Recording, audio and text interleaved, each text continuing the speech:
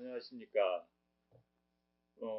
우리 경제를 이끌어가는 체계, 그리고 CEO와 또 그 임원들까지 최근 이슈를 속속들이 파헤치고 또 그 뒷얘기를 나눠보는 시간입니다. CEO 파일 제게 뒷담화 오늘 4월 2일자 시작하겠습니다. 저는 이창호고요. 오늘 기업 경영성과 평가 사이트 CEO 스코어의 박주근 대표님 오늘 또 도와주시겠습니다. 네, 반갑습니다. 자, 요새 이제 방송한 지 벌써 3달이 지나서 네. 시청자들이 지금 팍팍 증가하고 있습니다. 네, 그렇습니다. 100명을 넘었습니다. 네. 기념비증 숫자입니다. 기념 파티라도 해야 되는 거 아닌가? 우리 당초 기대는 좀 못 미치지만 어쨌든 꾸준히 하는 게 중요하니까. 네, 예. 꾸준히 소리를 내다 보면 네. 또 열심히 하면 네. 문제가 더 늘지 않을까 생각합니다. 이번 주는 어떤 얘기부터 시작을 할까요? 우선 작년 대기업 우리나라 기업들이 작년 사업 보고서를 어제 다 제출을 했습니다. 그래서 저희가 이 제출을 하면 제일 먼저 좀 보는 게 고용 지표. 이제 각 기업들의 실질 고용 지표, 그다음에 투자 이런 걸 보는데 오늘 우선 고용 부분에 대해서 민감한 내용이니까 좀 이야기를 해볼까 합니다. 고용하면은 이제 이 문재인 정부 들어서 굉장히 역점을 뒀던 분야잖아요. 그렇죠. 일자리 위원회라는 걸 만들고, 네. 또 일자리 위원회 안에 또 일자리 상황판까지 만들고. 예, 작년에 얘기 들어보니까 일자리 상황판 지금 아직도 체크하고 있냐 이렇게 이제 청와대 분들한테 물어봤더니 열심히 체크하고 있다고 얘기를 하더라고요. 네. 근데 이제 일자리 만들기 위해서 여러 정책들을 지금 이제 쏟아내고 있는데. 대기업들 고용이 증가를 했나요? 저도 사실은 이번 데이터를 이제 분석하면서 내심 좀 기대는 했어요. 네. 왜냐하면 이번 정부가 들어선 지 이제 2년째 됐고 이제 성과가 나올 때지 않습니까? 네. 그 성과를 내기 위해서 작년에 우리가 기억하겠지만 주 52시간 도입. 주 52시간 도입이 뭐 겉으로는 워크 앤 라이프 밸런스라고 얘기를 하지만 실제 속내는 네. 그 시간을 줄여놓으면 어차피 그 일의 양은 줄지 않기 때문에 그 일을 처리하기 위해서는 결국에는 사람을 더 뽑을 것이다 라는 게 사실 속내거든요. 기대죠. 네. 그리고 특히 300인 이상 기업들은 양질의 일자리이기 때문에 그렇게 해서 일자리가 늘어나면 정부에서 이야기하는 소득도 증가해서 경제가 좀 선순환할 것이다 라는 게 사실 속내였는데 그래서 내심 기대를 했습니다. 저희가 이번에 국내 60개 대기업 집단, 자산규모 5조 원 이상 기업의 사업 보고서를 제출하는 약 360개 정도 기업의 360개 대기업. 네, 대기업의 고용 인원. 기업들은 다 들어간 네, 이 대기업이 사실 국내에서 가장 양질의 일자리죠. 100만 명 넘거든요. 이 기업들의 고용 지표를 좀 봤습니다. 결론을 말씀드리면 늘었습니다. 일자리가? 예. 1.7%. 1.7%. 전년에 비해서.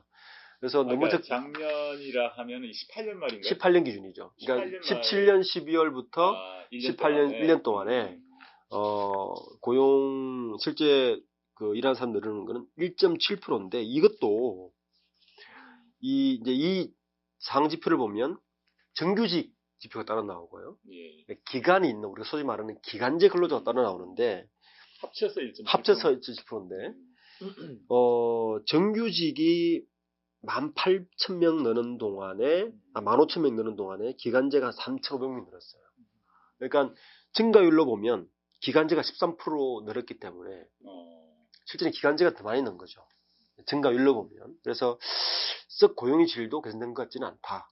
이렇게 볼 수 있습니다. 그러니까 이 52시간제 이제 법 적용이 시작이 되면서 그 초과 시간에 대해서 정기적으로 이 대체를 한 게 아니고 기간제로 좀 대체를 했다고 볼 수가 있나요? 그렇게 볼 수가 있는 데이터죠. 기간제가 그러니까 10배상 그러니까 증가율로 보면 10배상 늘었으니까. 그래서 정부에서 이렇게 주도하는 정책에 기업들이 그렇게 화답한 것 같지는 않다. 혹시 기억하신지 모르겠는데 작년에 재계 주요 그룹들이 고용과 투자에 대해서 굉장히 큰 약속을 했어요. 네. 뭐 삼성그룹은 5년간 뭐 140조를 투자하겠다. 그렇죠. 뭐 고용도 뭐 몇만 명을 하겠다 했는데 실제 보면 그렇게 이야기했던 그룹들이 그만큼 는 기업이 별로 없습니다. 아까 1.7%인데 그게 숫자로는 그러면은 한 18,000명이거든요. 네, 60개, 350개 기업 다 합쳐서. 근데 그 중에서 10,000명이 늘은 기업이 하나 있어요. 이게 어디냐면 CJ그룹이에요. CJ그룹이 11,583명이 늘었어요. 그래서 저도 이게 특이해서 이 회사를 하나 만든 건가요?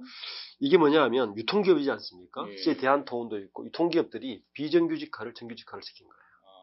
그러니까 이 숫자가 고용 증가처럼 이제 어쨌든 뭐 이거 좋은 일이죠. 예, 이긴 한데 나머지 기업들은 굉장히 많이 줄였습니다. 이 LG그룹도 1,600명이 줄었고요. 이제 삼성그룹이 한 4,700명이 늘긴 했는데 여기도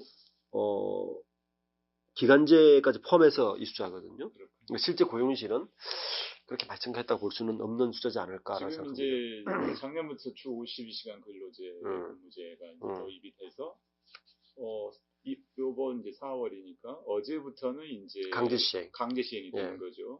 위반하면은 이제 징역형도 부과할 그렇죠. 수도 있고. 그래서 이제 실제 고용 창출을 위해서 이렇게 하는 건데 이 제도 도입 이후의 고용도 그러니까 이렇게 증가하지 않을까 이렇게 볼 수 있는 그렇게 볼 수 있는 거죠. 왜냐하면 이게 물론 그 1년치긴 하지만 작년 2017년 12월부터 18년 12월이니까 그 포함되어 있는데 물론 강제역이 아니긴 하지만 기업 사실 준비를 많이 했거든요.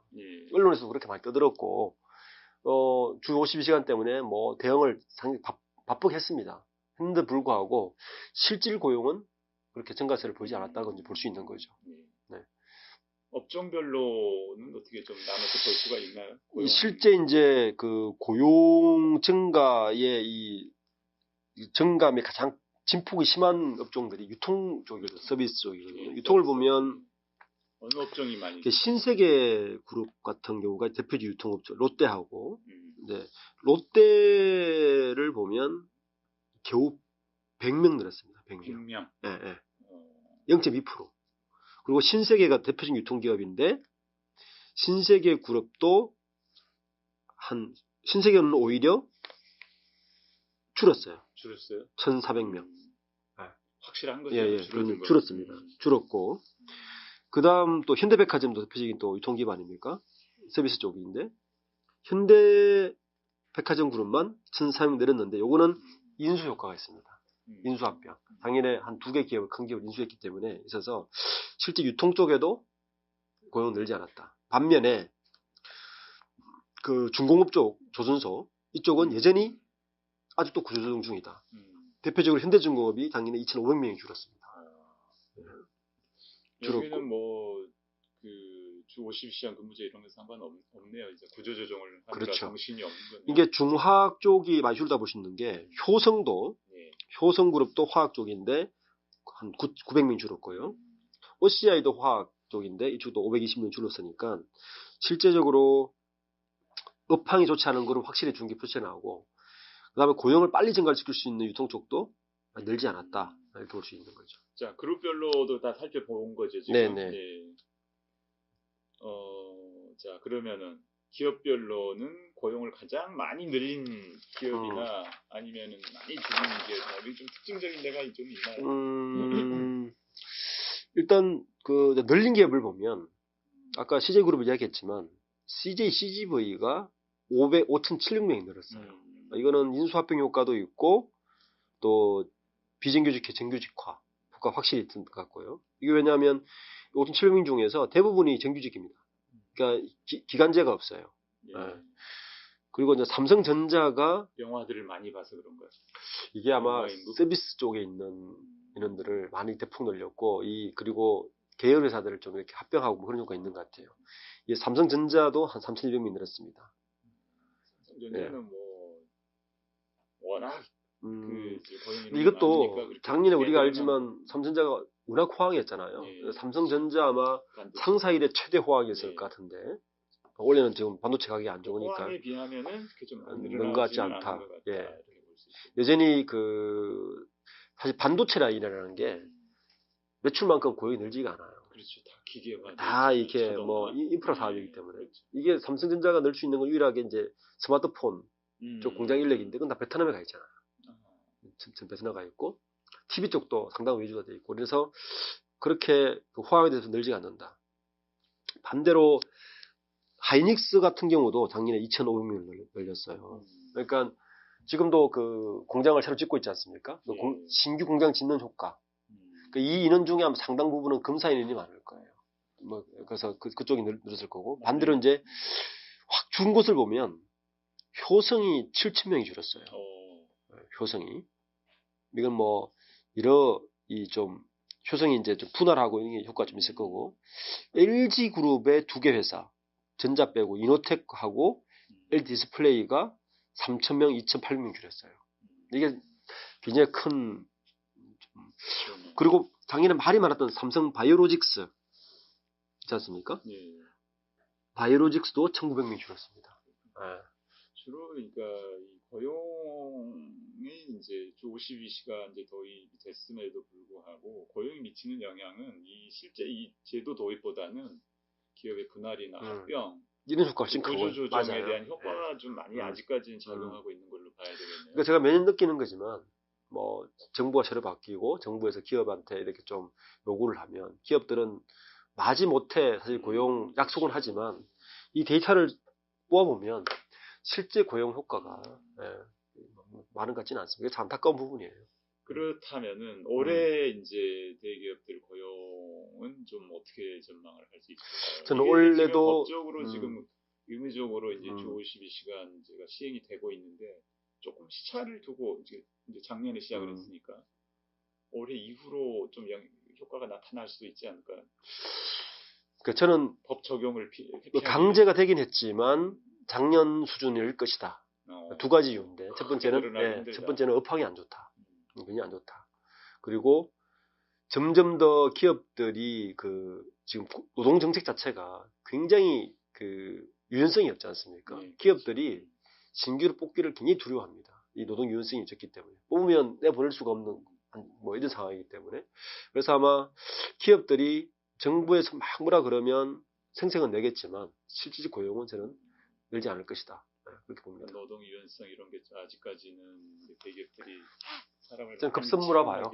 물론 노동 유연성에 선제 조건이 있습니다. 독일이나 유럽처럼 그 노동 시장에서 나왔을 때 충분한 인프라, 그렇죠. 재활할 수 있는 충분한 인프라나 기본 소득이라든지 이런 게 북유럽처럼 돼 있으면 사실 노동 유연성을 해도 큰 문제는 없거든요. 근데 우리는 노동자 입장에서 보면 노동 유연성을 하는 즉시 사실 낭떠러지밖에 안 되니까. 낙인 효과. 그렇죠. 그래서 못하는 거고 이쪽에서는 또 이런 것 때문에 이유가 있고 해서 참 이 부분은 사회적 합의로 풀어야만이 기업에서도 경기가 좋을 때는 고용을 빨리 늘리고 경기 안 좋을 때는 또 유연성을 가지고 이런 효과가 될 텐데 그런 부분은 문제라고. 그러니까 아직까지는 주 52시간 이제 근로제 도입 효과를 이제 크게 아직 기대하기 힘든 상황이다 이런 얘기. 그렇습니다. 네. 잘하겠습니다. 오늘 여기까지 마치겠습니다. 네.